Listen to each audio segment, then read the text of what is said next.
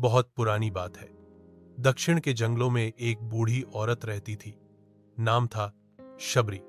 वह किसी बड़े कुल की नहीं थी, ना ही किसी आश्रम की शिक्षित ब्राह्मणी। वह एक आदिवासी स्त्री थी जो जीवन भर जंगलों में रही।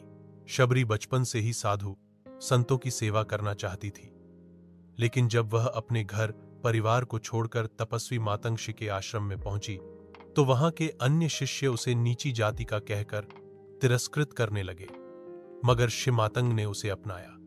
शबरी ने उनके लिए जीवन भर सेवा की, पानी भरना, आश्रम की सफाई, फल तोड़ना, पशु पक्षियों को दाना देना।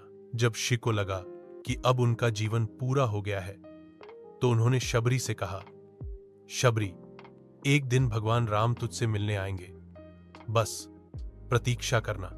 उस दिन से शबरी रोज सुबह उठती, अपनी झोपड़ी के बाहर का रास्ता साफ करती और सबसे मीठे बेर चुनकर रखती भगवान राम के लिए। हर बेर को वो खुद पहले चखती कि कहीं फल खट्टा न हो। लोग उसे पागल कहते थे, हंसते थे कि राम तो राजा हैं, वो जंगल में क्यों आएंगे।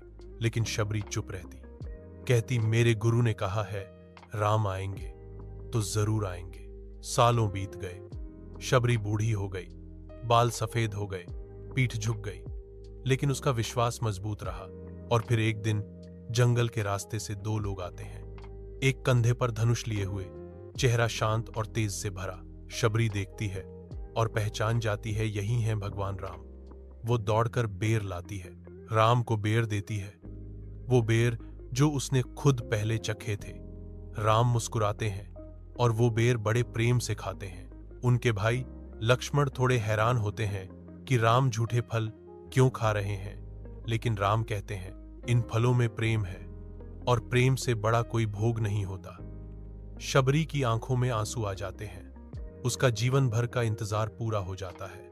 कुछ समय बाद राम वहां से आगे बढ़ जाते हैं सीता माता की खोज में। शबरी वहीं बैठ जाती है, आंखें बंद करती है और शांति से परमात्मा में लीन हो जाती है।